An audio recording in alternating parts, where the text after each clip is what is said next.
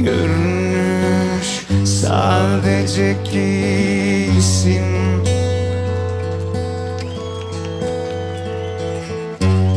Arkadaş, niye gücendin?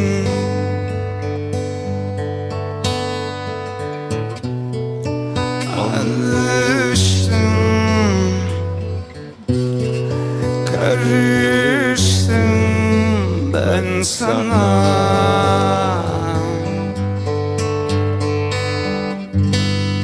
Rüyanda görsen inanma.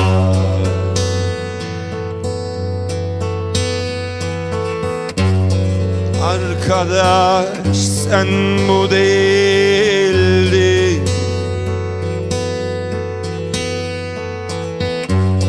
Bilinen sadece ismi.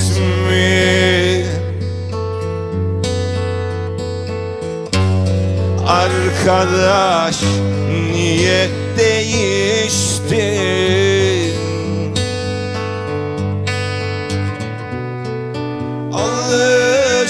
Alıştım, karıştım ben sana.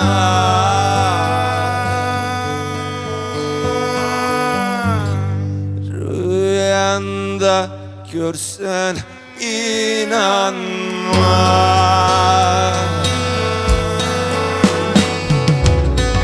Sana boynumuzu eğri sanma. Hakkımızı gelir alırız zorla.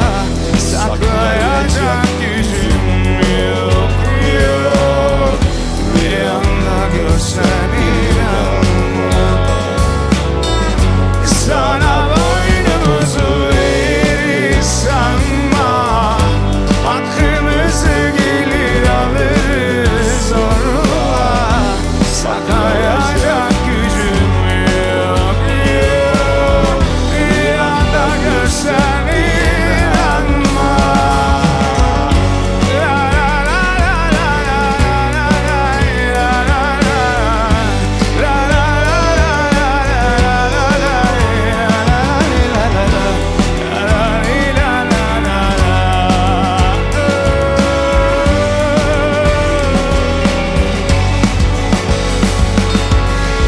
Sana boynumuzu eğri sanma. Hakkımızı gelir alırız zorla. Saklayacak yüzün yok, yok. Rüyanda görsen inanma.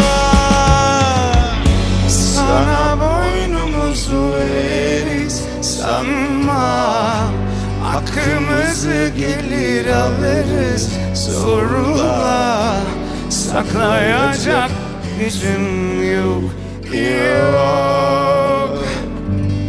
Rüyanda görsen İnanma. İlkan nasıl oldu kocaman? herkese çok keyifli her şey.